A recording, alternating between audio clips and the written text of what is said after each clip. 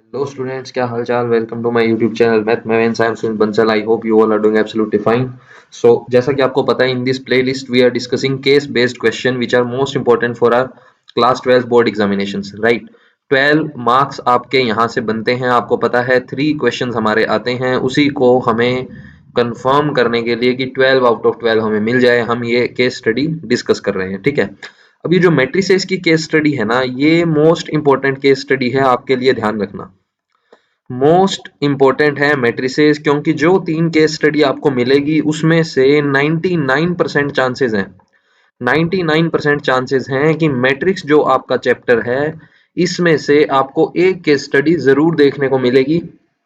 एक case study हमारी rate of change वाला जो कॉन्सेप्ट है उसमें बनती है, वो मैं आपको आगे करवाऊंगा। आज हम इस वीडियो में ये डिस्कस करेंगे, ठीक है। अच्छा, एक और चीज बता दूं, ये सिर्फ मैट्रिक्स नहीं है, हम इसके साथ साथ डिटरमिनेंट के जो टॉपिक हैं वो भी हम डिस्कस कर लेंगे। तो मैट्रिसेस प्लस डिटरमिनेंट, ये जो हमारी वीडियो है होने वाली है, तो थोड़ी सी ऑब्वियसली लॉन्ग हो जाएगी, 50 मिनट या 1 आर की अप्रोक्स ये वीडियो होने वाली है। लेकिन इसमें इतना जरूर मैं आपको श्योर करता हूँ कि 4 से 5 केस स्टडी जो हम करेंगे उसमें सारे कॉन्सेप्ट आपके रिवाइज हो जाएंगे, चाहे वो मैट्रिक्स का हो चाहे डिटरमिनेंट का हो। तो चलो स्टार्ट करते हैं। चैप्टर 3 एंड चैप्टर 4 को कंबाइंड करते हुए फर्स्ट क्वेश्चन हमारा लेते हैं। क्या है case study? A manufacturer produces 3 stationery products, pencil, eraser and sharpener, which he sells in 2 markets. Annual sales are indicated below. तो 2 उसकी शॉप्स हैं, देख लो। इन शॉप्स में वो क्या करता है? पेंसिल, इरेजर, शार्पनर को सेल करता है, ठीक है, जो कि हमारे मतलब की बात नहीं है। अब मेन जो इसने यहाँ पे टेबल हमें दिया है ये हमारे मतलब का है। मार्केट है आपका ए एंड बी, प्रोडक्ट्स क्या है? पेंसिल, इरेजर और शार्पनर, उसका एक मैट्रिक्स इसने बनाया है। तो क्लियरली आप देख सकते हो कि जो हमारे काम का डेटा है वो ये है, मैट्रिक्स है आपका 2x3 का, जहां पे आपकी रोज जो है वो किसको रिप्रेजेंट कर रही है, कौन से मार्केट में वो सेल कर रहा है। और जो ये कॉलम्स है आपके, ये जो कॉलम्स हैं हमारे, ये कॉलम हमारे क्या शो कर रहे हैं कि कौन सा प्रोडक्ट वो सेल कर रहा है ना। तो ये हमारा मैट्रिक्स बन गया 2x3 का। अब हमें आगे क्या गिवन है क्वेश्चन में, कह रहा है कि if the sale price of the pencil, eraser and sharpener are this this and this, हमें 2.5, 1.5 और 1 रुपीज इनके प्राइस गिवन है, and the unit cost of the above 3 commodities are 2 rupees, 1 rupees and 0.5 rupees. कहने का मतलब क्या है, ध्यान से इसको समझना। जो जो चीज हमें गिवन है, ये हमें नंबर गिवन है इनके, ठीक है। मैं स्क्रॉल कर देता हूँ इसको, ये देख लो आराम से कि प्रोडक्ट कितने बनाए, इतनी पेंसिल उसने हमें बना के दी है। तो कहने का मतलब अगर पेंसिल इतनी है तो ये 2 प्राइस किस चीज के दे रखे हैं सर, ध्यान से इस चीज को समझना। ये हमें सेल प्राइस दे रखा है जो ये 2.5, 1.5 और 1 रुपीज है। अगर ये सेल प्राइस है तो सर कॉस्ट कितनी आ रही है उसको, ये तो उसके सेल करने का प्राइस है। तो कॉस्ट बेटा उसकी है 2 रुपीज, 1 रुपीज एंड 0.5 रुपीज, यानी कि 2 का वो 2.5 में सेल कर रहा है, 1 का 1.5 में। 0.5 रुपीज का क्या आइटम था उसका? शार्पनर, है ना।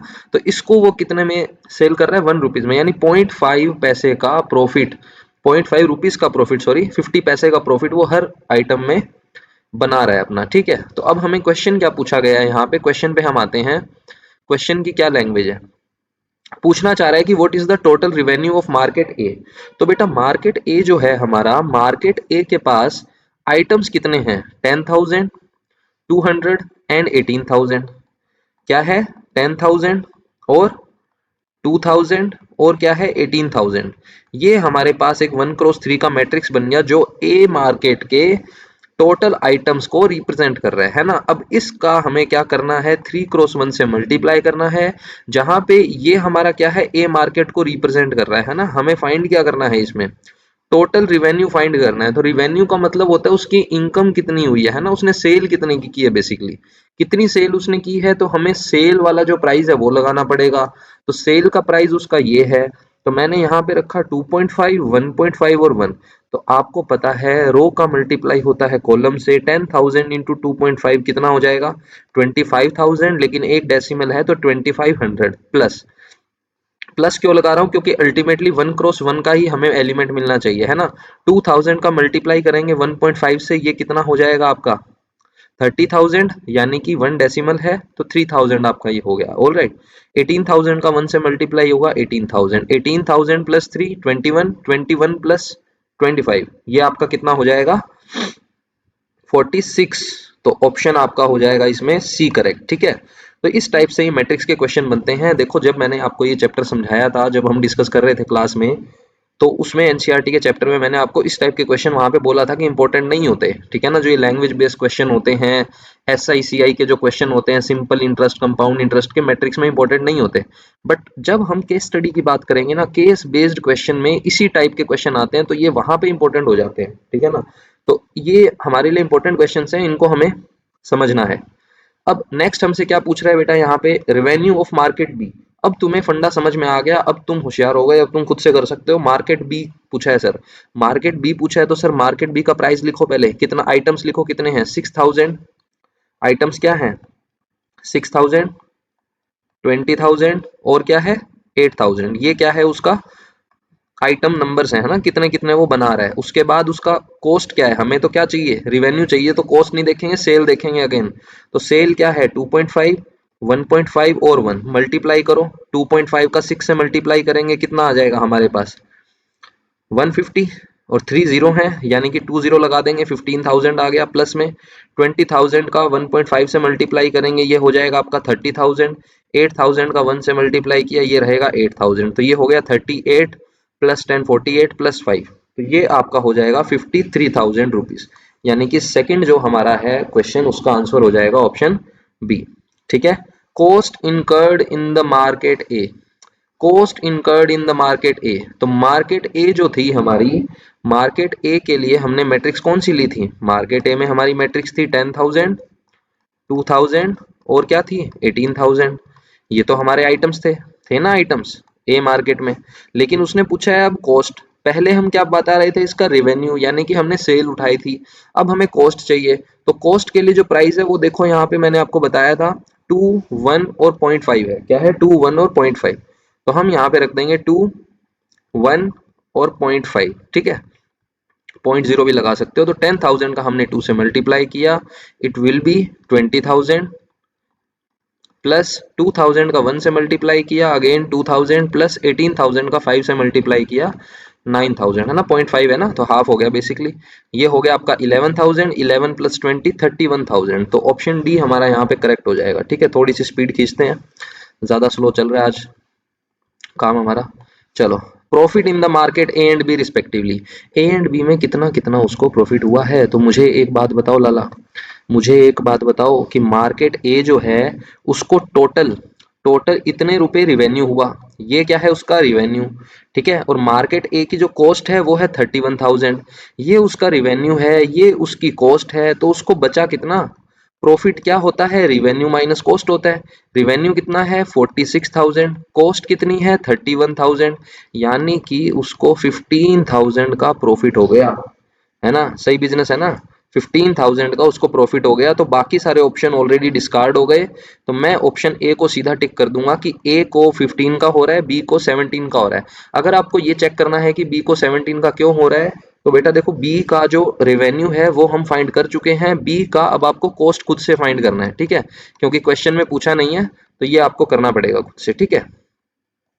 तो इसको आप कर सकते हो, कोई इसमें दिक्कत वाली बात नहीं है। लास्ट क्वेश्चन उठाते हैं इस केस स्टडी का, gross profit in the both market. देखो ये जो टर्म्स है ना, ये आपको अच्छे से पता होनी चाहिए, रिवेन्यू का मतलब क्या है, प्रॉफिट का मतलब क्या है, कॉस्ट का मतलब क्या है, सेल का मतलब क्या है ना।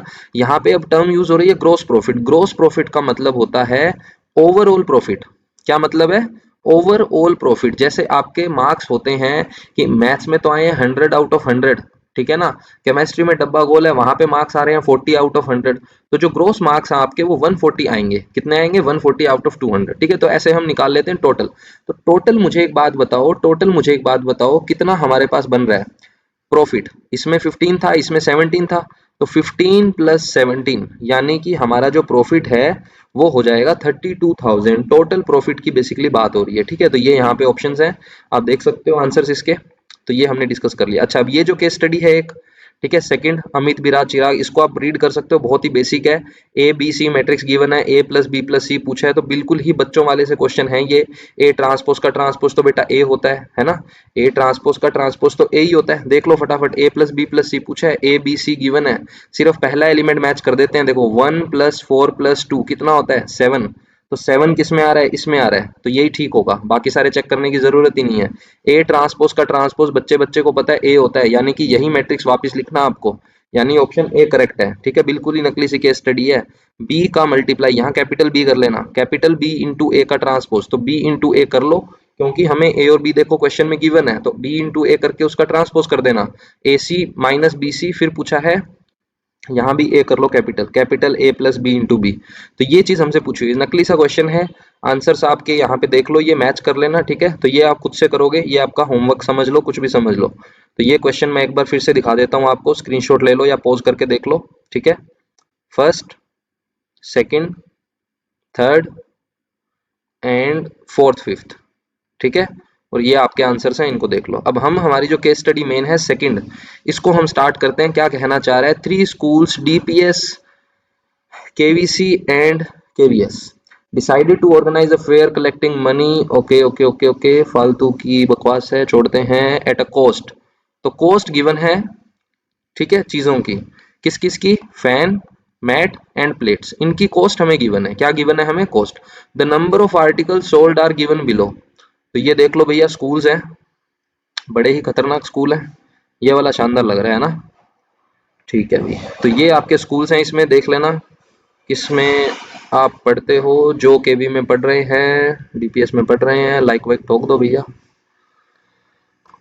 तो हमें इसमें ये गिवन है ना, हैंडमेड्स, फैंस, मैट्स, प्लेट। अच्छा, इनकी कॉस्ट क्या क्या थी, एक बार फिर से देख लेते हैं। कॉस्ट थी 2500 और 2500 और 50, तो मैं यहाँ कॉस्ट लिख देता हूँ 2500 और 50 रुपीज, ये हमारी कॉस्ट है रुपीज में।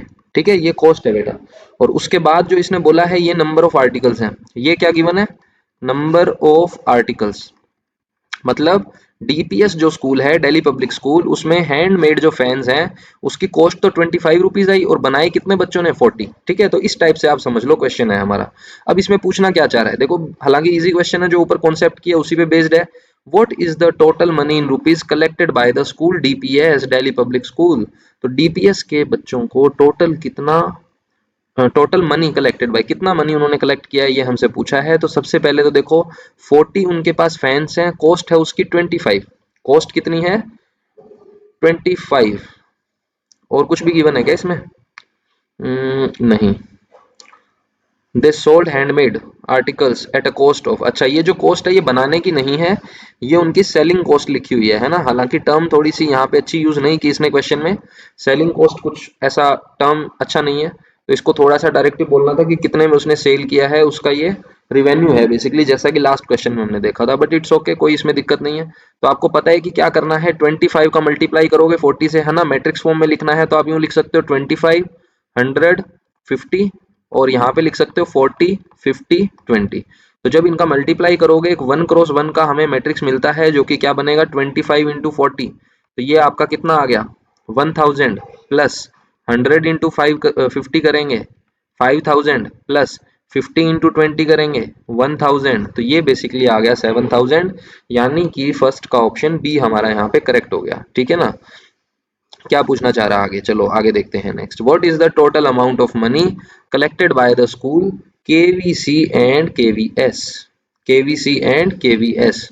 तो इन स्कूल्स ने कितनी मनी कलेक्ट की है, तो इनको भी कर लेते हैं। 25 को देखो 25 से मल्टीप्लाई करेंगे, इसको किससे मल्टीप्लाई करेंगे, 100 से, इसको किससे मल्टीप्लाई करेंगे, 50 से, ये कितना आ गया आपका 625, ये कितना आ गया 4000, ये कितना आ गया 1500, है ना। 25 का यहाँ भी मल्टीप्लाई करना है, 25 का इससे भी मल्टीप्लाई करना है, 100 का इससे मल्टीप्लाई करना है, 50 का मल्टीप्लाई करना है, ये आपका हो जाएगा 2000, ये आपका हो जाएगा 5000। ये कैलकुलेशन हम साइड में थोड़ी सी कर लेते हैं, जैसा हम बचपन में करते थे। तो ये हमारी, जब इसको मल्टीप्लाई कर देंगे तो हमें क्या मिलेगा, 578, यानी कि 875। अब हमें पूछा है कि टोटल क्या है, क्या पूछा है हमसे, टोटल पूछा है ना। What is the total amount of money collected by the school KVC and KVS, दोनों का टोटल मनी हमें बताना है, तो ऐड करना है। क्या करना है हमें, ऐड। तो देखो, इन दोनों को ऐड कर दो, कितना आ गया 9000, इन दोनों को ऐड कर दो, कितना आ गया 3500, कितना आ गया 3500, इन दोनों को ऐड करोगे, ये आपका आ जाएगा 9 और 6 1500, कितना आ गया 15, इसको ऐड करो 5 प्लस 9 यानी कि 14K जो है आपका टोटल मनी कलेक्ट किया है इन स्टूडेंट्स ने स्कूल्स में, यानी कि ऑप्शन ए जो है आपका वो करेक्ट है। What is the total amount of money collected by all the 3 schools. तो देखो कैसे बच्चों वाले से क्वेश्चन है यार, अब तुम ऐसे क्वेश्चन करवा रहे हो मुझसे, देख लो ऐसे क्वेश्चन आते हैं एग्जाम में, फिर तुम कहते हो 100 आउट ऑफ 100 आते नहीं हमारे, कैसे नहीं आएंगे। ये मनी है केवीसी और केवीएस की। डीपीएस के पास 7000 कलेक्शन आया, तो टोटल कलेक्शन 21,000, कोई डाउट नहीं है, ऑप्शन सी करेक्ट है। फोर्थ में क्या पूछ रहा है हमसे, फोर्थ में बेटा ये पूछना चाह रहा है, if the number of handmade fans and plates are interchanged for the schools then what is the total money collected by all the schools. कैसे मजे ले रहा है क्वेश्चन में, देखो क्या कहना चाह रहा है, घुमा दिया कि नंबर ऑफ हैंडमेड फैंस और प्लेट्स को इंटरचेंज कर दो सभी स्कूल्स में, सभी स्कूल्स में इंटरचेंज कर दो। तो थोड़ा सा मैं यहाँ पे स्पेस बना लेता हूँ, थोड़ा सा इसको हम स्पेस बना लेते हैं, इरेज कर देता हूँ मैं इसको बेसिकली। अब हमें इसमें क्या बोला है कि जो फैन है और जो प्लेट्स हैं उनको इंटरचेंज कर दिया। किसको इंटरचेंज कर दिया बेटा, फैन और प्लेट को, यानी कि यहाँ पे आप लिख दोगे अब कितना 20, और प्लेट्स की जगह पे क्या लिख दोगे 40, यहाँ पे क्या लिख दोगे 30, यहाँ पे क्या लिख दोगे 25, यहाँ पे क्या लिख दोगे, जो यहाँ 40 था और जो ऊपर वाला 35 है वो यहाँ लिख दोगे, है ना।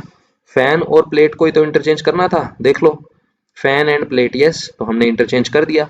अब हमें क्या पूछा है, प्राइस पूछा है बेटा, टोटल मनी कितनी आई है। 25 का 20 से मल्टीप्लाई करेंगे, ये आपका हो जाएगा कितना 500, 100 का 50 से मल्टीप्लाई किया 5000, 40 का मल्टीप्लाई 50 से करोगे 2000, है ना, सबका कर लेते हैं।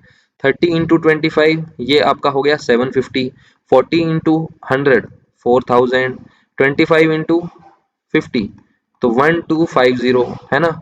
40 into 25 1000 rupees, 50 into 100 5000 rupees, 35 into 5 तो ये आपका हो जाएगा 1750। ठीक है, इन सबको हमें करना है ऐड, इसको और इसको मैंने ऐड किया, ये आपका हो जाएगा 3000, 3 और 2 5, 5 और 5 10, 10 और 4 19, 14 सॉरी 14 प्लस 5 19। तो यहाँ पे लिख लेते हैं, थोड़ा पजल हो जाएगा वरना।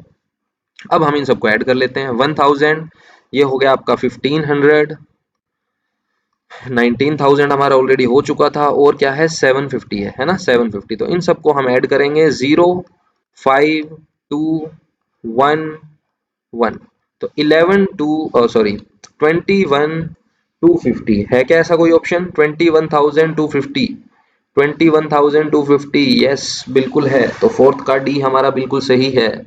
How many articles, how many articles in total are sold by these 3 schools, कितने आर्टिकल्स इन्होंने इन टोटल सेल किए हैं। तो टोटल आर्टिकल्स पूछे हैं, कुछ मल्टीप्लाई मल्टीप्लाई नहीं करना, इन सबको ऐड करोगे ये आपका कितना आ गया 110 आ गया। इन सब आर्टिकल्स को ऐड करोगे ये आपका 70 80 95, है ना। नॉर्मल सी कैलकुलेशन है बेटा, ज्यादा कुछ इसमें लोड लेने की जरूरत है नहीं। 125 इसको जब आप ऐड करते हो ये आपका हो जाएगा 130 प्लस 90, ये आपका हो गया 220, और इसमें प्लस करेंगे तो 330 हमारा आंसर आ जाएगा। तो 330 हमारा ऑप्शन नंबर डी करेक्ट है। देखो कंफ्यूज करने के लिए ऑप्शन किस तरीके से दे रखे हैं, एक बार और चेक कर लेना, ऐड करके आराम से, मिस्टेक नहीं होनी चाहिए इसमें कोई भी। ठीक है, तो ये आपके ऑप्शन हैं, यहाँ पे मैच कर लेना, हमने ऑलरेडी निकाल लिए हैं, ठीक होंगे। चलो भाई नेक्स्ट, नेक्स्ट जो है बड़ी ही क्यूट सी गुड़िया यहाँ पे एक बनी हुई है। ठीक है, तो क्यूट प्रॉब्लम है ये, क्या कह रही है ये गुड़िया, इसको देखते हैं क्या कहना चाह रही है। ऑन हर बर्थडे, तो इसका बर्थडे है, happy birthday to you, 8 years की ये हो चुकी है। ठीक है, अभी इसको पता चलेगा जब ये 10th में मैथ्स पढ़ेगी, फिर ये साइंस लेगी, फिर इसको पता चलेगा क्या कुछ है दुनिया में केक के अलावा भी। सीमा डिसाइडेड, सीमा नाम है क्या इसका, सीमा नाम है इसका, ये तो कुछ शर्लिन वर्लिन टाइप लग रही है सीमा, चलो भाई ठीक है। सीमा, क्या डिसाइड किया सीमा ने, सीमा कह रही है कि इसने डोनेट किया है some money to children of an orphanage home. तो बेसिकली वो आप लोगों को कुछ मनी देना चाहती है। If there were 8 children less everyone would have got 10 more, यानी कि क्या मुझे पता है कि कितने वहां पे बच्चे हैं, नहीं पता, अज्यूम कर लो वहां पे x हैं। Let number of children be x, बोल ही दिया उसने स्टार्टिंग में। फिर उसने बोला है कि if there were 8 children less, अगर वहां पर 8 चिल्ड्रन लेस होते यानी x माइनस 8 होते, everyone would have got 10 more rupees. पहले कितना मिल रहा था भाई सबको, amount distributed by the Seema for one child, एक बच्चे को उसने वाई रुपीज दिए हैं, वाई रुपीज दिए हैं, ये है नंबर ऑफ चाइल्ड, ठीक है ना। अगर उसमें ऑर्फनेज में एक्स चाइल्ड हैं तो वो हर चाइल्ड को वाई रुपीज देती है, लेकिन अगर उसमें 8 चिल्ड्रन लेस होते तो वो कह रहा है कि हर स्टूडेंट को हर चिल्ड्रन को 10 रुपीज एक्स्ट्रा मिलते। तो क्या ये फंडा क्लियर है? इतनी लैंग्वेज समझ में आ गई होगी किसी बच्चे को, कोई दिक्कत नहीं है इसमें। चलो भाई आगे पढ़ते हैं क्या ये कहना चाह रहा है। The equation in terms of x and y की टर्म्स में हमें इसको बताना है कि क्या ये हमारी इक्वेशन बनेगी, ठीक है। उसके बाद अच्छा एक और कंडीशन दी है जो हमने अभी रीड नहीं की, if however if there were 16 children mores, कि अगर उसमें 16 चिल्ड्रन ज्यादा होते तो हर बच्चे को कितने रुपए मिलते? 10 रुपीज लेस मिलते। कितने रुपीज लेस मिलते बेटा? 10 रुपीज लेस मिलते। कितने रुपीज लेस मिलते? 10 रुपीज। तो बताओ, क्या बताओ कि इसको आप कैसे लिखोगे, इसको आप कैसे लिखोगे? तो देखो बेटा कुछ भी नहीं है, बहुत ही इजी सा क्वेश्चन है। मुझे एक बात बताओ, उसके पास जो टोटल अमाउंट है जो उसको स्पेंड करना है, टोटल अमाउंट जो उसको घर से मिला है वो फिक्स है। कितना अमाउंट उसको मिला है? एक्स चाइल्ड पे वो वाई रुपीज स्पेंड करती है, यानी टोटल अमाउंट उसने एक्स वाई स्पेंड किया, total amount x y spend किया। तो यहाँ पे जो टोटल अमाउंट है वो क्या है? एक्स माइनस 8 वाई प्लस 10 है क्या? नहीं है, बिल्कुल है सर। यहाँ पे कितना अमाउंट है बेटा? X plus 16 into y minus 10 है, लेकिन सर टोटल अमाउंट तो सेम ही था, इसका मतलब ये तीनों सेम है। बिल्कुल है बेटा, यही तो आपको करना है, इन तीनों को आपको इक्वल करना है, बस यही चीज हमें इसमें देखनी है, और कोई इसमें ऐसी खास बात नहीं है। क्या ये बात क्लियर है? किसी को कोई डाउट नहीं है? तो equation in terms of x and y हमसे पूछी है, तो इक्वेशन हम यहाँ पे बना देंगे, बहुत ही इजी सा काम है। तो ध्यान से समझना, ध्यान से समझना हमारे पास कैसी इक्वेशन बनेगी। थोड़ा सा इसको हमने स्पेस बना लिया है यहाँ पे, अब समझना ये और ये मुझे इक्वल करना है। तो x माइनस 8 और y प्लस 10 को मैं इक्वल रख सकता हूँ एक्स वाई के, क्योंकि उसको इतने ही अमाउंट स्पेंड करना है ना। दूसरी इक्वेशन जो है इसको भी मैं क्या कर सकता हूँ? एक्स वाई से इक्वेट कर सकता हूँ, हालांकि इन दोनों को भी इक्वेट कर सकते हो, कोई प्रॉब्लम नहीं, बट ये कंपैरेटिवली इजी कैलकुलेशन होगी, है ना। तो ये आपके आ गया x y plus 10x minus 8y minus 80 equals to x y, which is nothing but 10x minus 8y minus 80 equals to 0 only. So we can take 4 as common, और 2 अच्छा रहेगा, है ना, 2 कॉमन ले लेते हैं, तो it would be 5x minus 4y equals to 40, ठीक है। तो ये हमारा यहाँ पे फर्स्ट इक्वेशन बन गई। कैसी इक्वेशन बन गई बेटा? ये हमारी फर्स्ट इक्वेशन बन गई, ठीक है। अब इसको भी सिंप्लीफाई कर लो फटाफट, x y minus 10x plus 16y minus 160 equals to x y से एक्स वाई मैंने कैंसिल किया, ये हमारा आ गया माइनस का 10x प्लस का 16y माइनस का 160 इक्वल्स टू 0। अच्छा इसमें भी कुछ कॉमन आ रहा है क्या? बिल्कुल सर, इसमें हम ना 5 कॉमन ले सकते हैं, लेकिन बेटा 5 सब में थोड़ी आएगा, सब में तो 2 ही कॉमन आएगा ना, 2 में ही आ रहा है 5 तो कॉमन, तो 2 कॉमन ले लो इसमें माइनस का, तो माइनस का 2 कॉमन लिया तो ये आपका बन गया 5x minus 8y plus 80 equals to 0। यानी कि जो सेकंड इक्वेशन है वो आपकी कुछ इस तरीके से बन रही है, ठीक है। कोई दिक्कत नहीं है किसी को, ये हमारी फर्स्ट इक्वेशन थी, ये हमारी सेकंड इक्वेशन है। तो है कोई ऐसा ऑप्शन? बताओ मुझे, है क्या कोई ऐसा ऑप्शन? बिल्कुल है सर, यही था क्या हमारा? फर्स्ट ही तो बन रहा है, फर्स्ट ही तो मैच हो रहा है, देख लो ऊपर, 5x minus 4y equals to 40, 5x minus 4y equals to 40, 5x minus 8y equals to minus 80, बिल्कुल सही है बेटा, बिल्कुल सही हमने क्वेश्चन किया है। फर्स्ट का जो ऑप्शन ए है, यानी कि इक्वेशंस बन रही है 5x minus 4y equals to 40, 5x minus 8y equals to minus 80। यहाँ पे इसलिए लिख रहा हूँ, हो सकता है इसका यूज आ जाए वापिस, है ना, हो सकता है इसका यूज है। Which of the following matrix represent the equation, मुझे लग ही रहा था इक्वेशन में रिप्रेजेंट करना है, इक्वेशन में रिप्रेजेंट करना तो पाकिस्तान के बच्चे को भी आता है, क्योंकि इतना हल्का क्वेश्चन कैसे पूछ सकता है ये, लेकिन पूछ लिया, किस्मत अच्छी है तुम्हारी, फ्री के मार्क्स हैं तो ठोक दो फटाफट। ऐसा ही लिखते हैं ना हम, ऐसा ही तो लिखते हैं ए एक्स इक्वल्स टू बी की फॉर्म में, जहां ये हमारा x है, ये हमारा a है, ये हमारा b है। अगर इसमें अगर इसमें a का डिटर्मिनेंट 0 नहीं आएगा तो इसको हम क्या बोलते हैं? नॉन सिंगुलर बोलते हैं बेटा, क्या बोलते हैं? Non singular. यानी कि डिटर्मिनेंट हमारा 0 नहीं है, ये आपका नॉन जीरो आ गया, नॉन जीरो आ गया, इसका मतलब ये जो मैट्रिक्स है वो कैसा मैट्रिक्स है? इन्वर्टिबल मैट्रिक्स है। अच्छा इन्वर्टिबल है तो ये x की वैल्यू कैसे निकलती है? इसका फॉर्मूला सर आपने बताया था, a इनवर्स b होता है।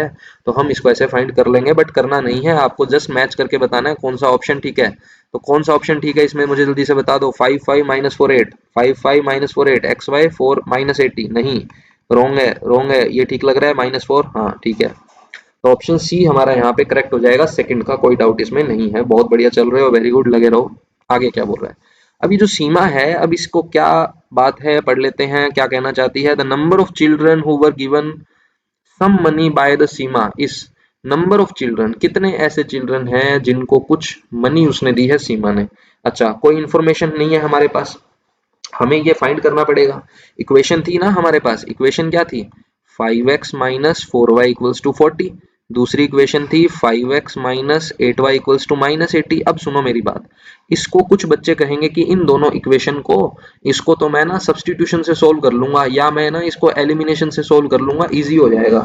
बेटा कर तो लोगे और इजी भी हो जाएगा, बट ये चैप्टर हम पढ़ रहे हैं कौन सा? थर्ड।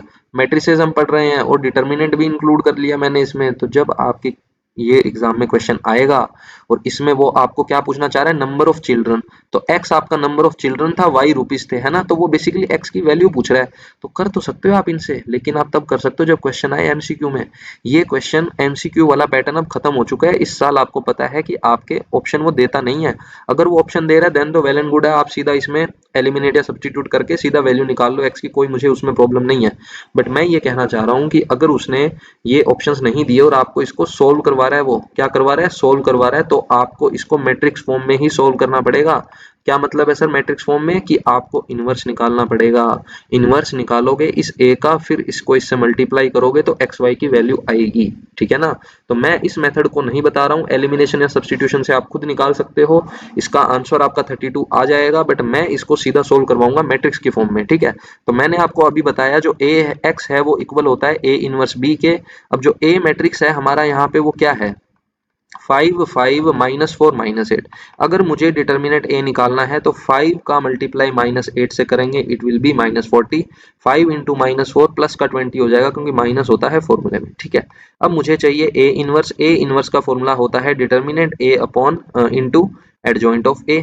जब हमें a गिवन होता है, बहुत ही खतरनाक चीज बता रहा हूँ, सुनना मेरी बात, जब a गिवन होता है, एडजॉइंट a यानी कि कोफैक्टर्स का मैट्रिक्स का ट्रांसपोज बहुत ही इजी हो जाता है। करना क्या है? इन दोनों को कर दो इंटरचेंज, इन दोनों को कर दिया इंटरचेंज, और इन दोनों का कर दो साइन चेंज, इसको कर दो माइनस, प्लस वाले को कर दो ऐसे, बस ये आपका एडजॉइंट निकल गया, कोई दिक्कत नहीं है। तो ए इनवर्स क्या है बेटा? 1 upon determinant A which is minus 20। Adjoint A क्या है? Minus 8 minus 5 4 5। अच्छा सर ए इनवर्स को तो बी से मल्टीप्लाई नहीं करना था क्या, तभी तो एक्स मिलेगा? बिल्कुल करना था बेटा। बी कौन है? बी कौन है? बी को उठा के लाओ, ये रहा बी, तो मैंने यहाँ पे लिख दिया बी, कोई दिक्कत नहीं है। अब कुछ बच्चे क्या करेंगे, इस 20 को यहाँ डिवाइड करने लग जाएंगे पहले, जो कि टफ हो जाएगा। तीनों मल्टीप्लाई में है ना, इसको इधर मल्टीप्लाई कर दो सीधा लास्ट वाले में, तो माइनस 40 हो जाएगा। ये डिवाइड करेंगे तो माइनस का 20 आ गया, माइनस 80 अपॉन 20, ये आपका आ जाएगा 4। तो सॉरी माइनस 2 और 4 आपका बन जाएगा। और मैट्रिक्स क्या है? एडजॉइंट वाला जो हमारा था वो ये था, ठीक है। अब इसको जब हम मल्टीप्लाई करेंगे तो हमें क्या मिलेगा, देखते हैं यहाँ पे। तो हमारा इसमें जो x आ रहा है वो क्या है? a इनवर्स का b से मल्टीप्लाई हो रहा है। तो मुझे एक बात बताओ, जब हमें इसको मल्टीप्लाई करना है तो कोई दिक्कत है क्या? ऐसे ही करना पड़ेगा? अब कोई कह रहा है कि सर ये तो लेंदी हो गया, इससे अच्छा तो सीधा ही कर देते। बेटा सीधा तो हो जाएगा, लेकिन मैंने बात बता दी ना तुम्हें जो है, अब इसको ऐसे ही करना पड़ेगा, कोई इलाज नहीं है इसका। प्लस का 10 और प्लस का 20, तो ये आपका जो x है वो कितना आ गया? 32 और 30, मतलब जो x की वैल्यू है वो है आपकी 32, y की वैल्यू जो है वो है 30, है ना। तो x पूछा था, नंबर ऑफ चिल्ड्रन पूछा था हमसे, क्या पूछा था? नंबर ऑफ चिल्ड्रन, तो वो कितना आ गया? 32 आ गया। How much money is given to each children, each children के लिए मतलब y कितना है हमारा? 30। तो ऑप्शन बी करेक्ट हो गया यहाँ से सीधा, है ना। अब क्या पूछ रहा है? हाउ मच मनी, मुझे लग ही रहा था यही चीज पूछेगा।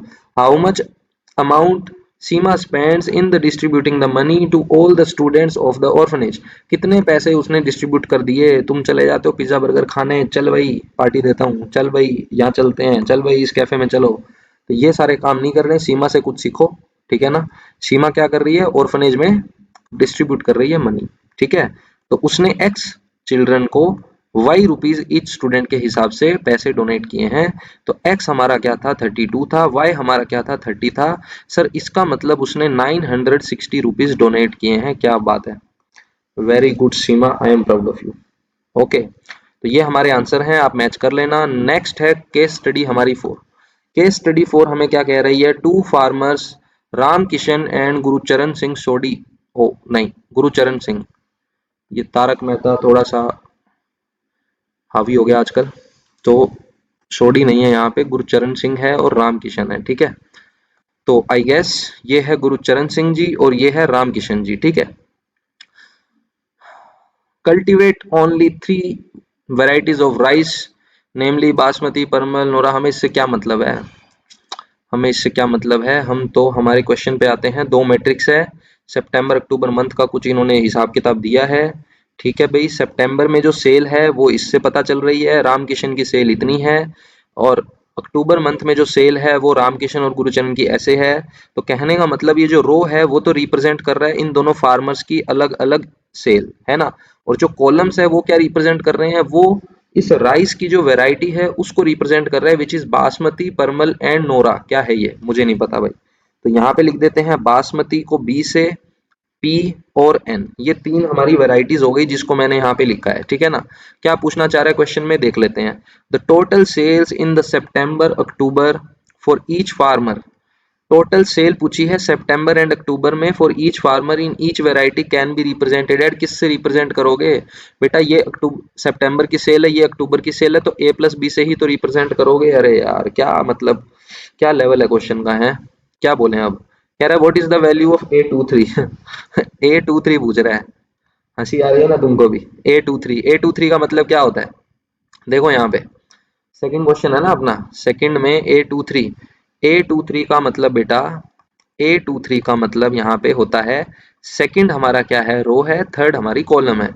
तो सेकंड हमारी रो है, थर्ड हमारी कॉलम है, तो कितना आ गया 10,000 आ गया, कितना आ गया 10,000, तो सेकंड का ए है, ठीक है ना। ओके, और अगर यहीं पे वो C23 पूछ ले तो क्वेश्चन थोड़ा अलग हो जाएगा, क्योंकि सी का मतलब को फैक्टर होता है, ध्यान रखना, तब जल्दबाजी नहीं करनी कोई। को फैक्टर निकालने का तरीका तुम्हें पता ही है कैसे निकलता है, ठीक है ना, ज्यादा होशियारी भी नहीं दिखानी, ज्यादा इजी के चक्कर में गड़बड़ कर दो। The decrease in sale from September to October is given by, कि जो डिक्रीज हो रही है सेल उसको आप किससे डिनोट करोगे। तो डिक्रीज हो रही है बेटा, डिक्रीज होने का मतलब क्या होता है, पहले सेल डिक्रीज हुई है, सेल क्या हुई है, डिक्रीज हुई है।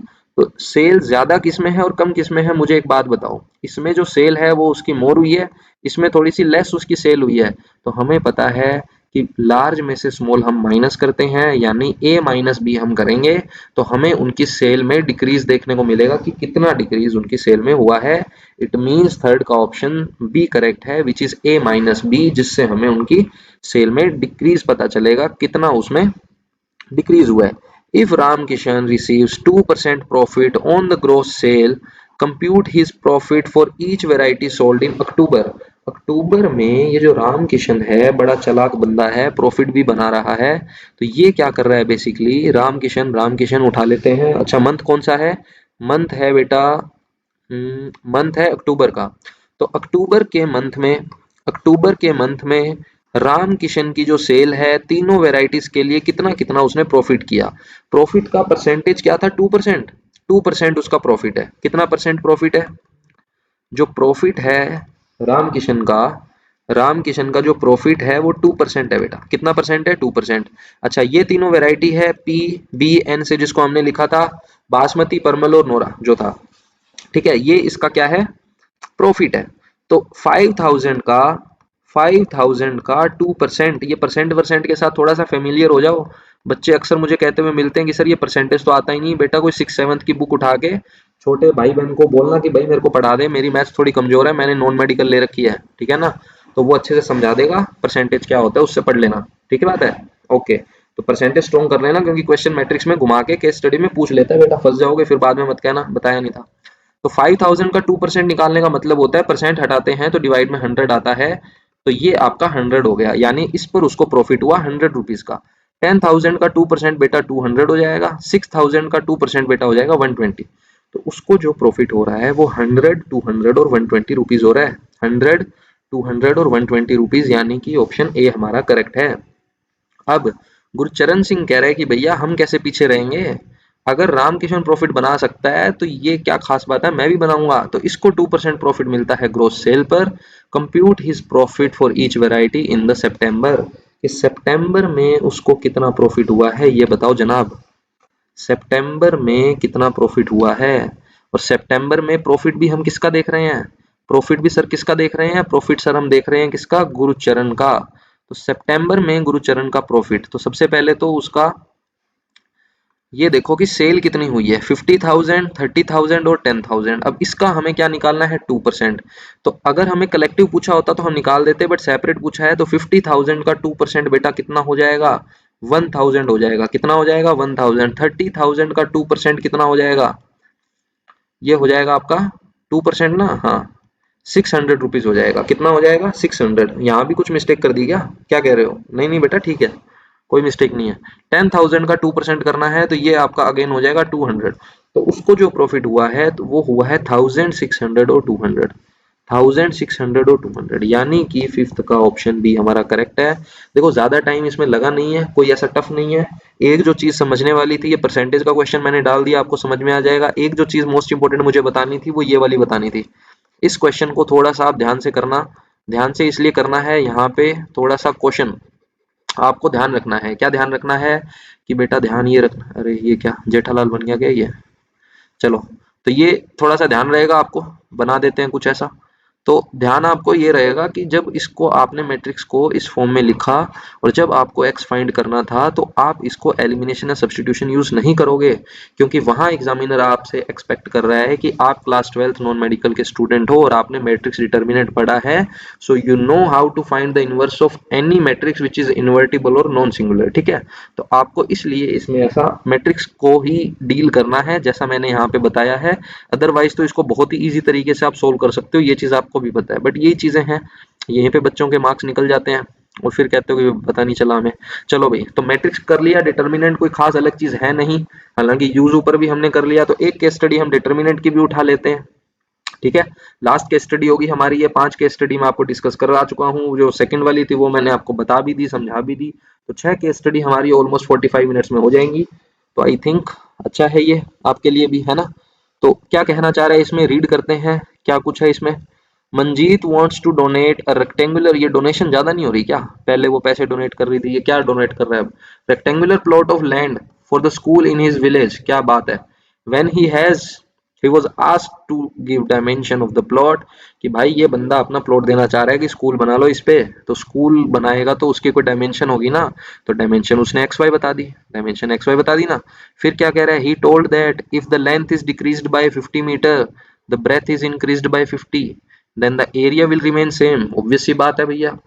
but if the length is decreased by 10 meter, breadth is decreased by 20 meter, then the area will decrease by 53,000 metre square.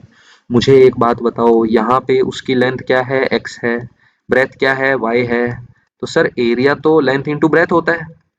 Rectangle का एरिया जो है वो हमने बचपन में पढ़ा था, क्या होता है, लेंथ इंटू ब्रेथ, यानी कि एक्स वाई मीटर स्क्वायर होता है, बिल्कुल सही बात है। फिर सर इसने कंडीशन क्या दी है, ये कह रहा है if length is decreased by 50, length को डिक्रीज कर दिया 50 से, and breadth is increased by 50, breadth को इंक्रीज कर दिया 50 से, तो भी एरिया सेम ही रहेगा। एरिया क्या रहेगा बेटा, सेम ही रहेगा, यही बात बोली है ना इसने। और फिर आगे क्या कहना चाह रहा है, आगे ये आपको बोल रहा है कि if the length is decreased by 10 metre, अगर लेंथ को 10 मीटर डिक्रीज करोगे, बिल्कुल सही है, ब्रेथ इज डिक्रीज, इसको भी डिक्रीज करोगे तो ओवरऑल तो डिक्रीज होगा। ओवरऑल एरिया कितना डिक्रीज हो गया, एरिया डिक्रीज हो गया 5300 मीटर स्क्वायर से। तो इसको थोड़ा सा मैं पहले ही सिंप्लीफाई कर लेता हूँ, क्वेश्चन में कहीं ना कहीं आगे हमें जरूरत पड़ी जाएगी, मुझे ऐसा लग रहा है। तो मल्टीप्लाई करते हैं, ये आपका हो गया x y plus 50x minus 50y minus का 2500 इक्वल्स टू एक्स वाई, इसको मैंने कर दिया कैंसिल, 50 मैंने ले लिया कॉमन, तो x y equals to 50, x minus y equals to 50, इसको नेम कर देते हैं इक्वेशन 1 को, इसको नहीं करते हैं। ठीक है, तो इक्वेशन 1 हमने बना ली, x minus y equals to 50। तो यहाँ से देख के पता चल रहा है कि ये दोनों ऑप्शन गलत हो गए, इनमें से बात बनेगी। अब ये चेक करना है कि सेकंड इक्वेशन क्या है, तो इसको भी मल्टीप्लाई कर लो एक्स वाई, और ये आपका हो जाएगा माइनस का 20x माइनस का 10y प्लस का 200 इक्वल्स टू xy माइनस 53, क्यों नहीं चल रहा, 5300। तो ये हो गया हमारा, ठीक है। अब इसमें क्या बन गया, 20x माइनस 10y। अच्छा ये भी माइनस है, इसको भी यहाँ ले जाओ, माइनस में हो जाएगा ना ये भी हमारा किस में हो जाएगा, क्या बात है भाई, रुकना एक मिनट। अब ठीक है। तो ये हम क्या यहाँ थे ना, हम 200 जो है वो यहाँ ले जाएंगे माइनस में, तो ये आपका हो जाएगा 5500। अच्छा माइनस कॉमन ले लो सर, 10 भी कॉमन ले लो, माइनस के 10 से डिवाइड कर दो, तो ये बन गया बेटा 2x plus y equals to, minus का 10 कॉमन लिया है तो 550 हमारा बन गया इक्वेशन सेकेंड। ठीक बात है, बिल्कुल सही बात है सर। तो कौन सा ऑप्शन करेक्ट हो गया बेटा, ऑप्शन बी करेक्ट हो गया सर। कौन सा ऑप्शन करेक्ट हो गया, बी। कोई डाउट इसमें बेटा किसी को, किसी भी बच्चे को इसमें कोई डाउट हो ही नहीं सकता सर, बहुत इजी है, बहुत बढ़िया। Which of the following matrix equation can be represented by the given equation. अरे सेम ही तो आ गया, सेम ही तो आ गया, सेम ही तो आ गया, सेम आ गया, तो बेटा बना दो इसकी मैट्रिक्स, बना दो इसकी मैट्रिक्स। इक्वेशन क्या है, x minus y equals to 50। Second equation क्या है, 2x plus y equals to 550। हमें इसको लिखना है ax इक्वल्स टू b की फॉर्म में, आता है सर, हमें तो लिखना है ax इक्वल्स टू b की फॉर्म में। a कौन है, x के कोफिशिएंट, सेकंड कॉलम में क्या आएगा, y के कोफिशिएंट। कैपिटल X कौन है सर, xy है। b कौन होता है, जो इक्वल में c1 c2 है, क्या है वो, 50 और 550।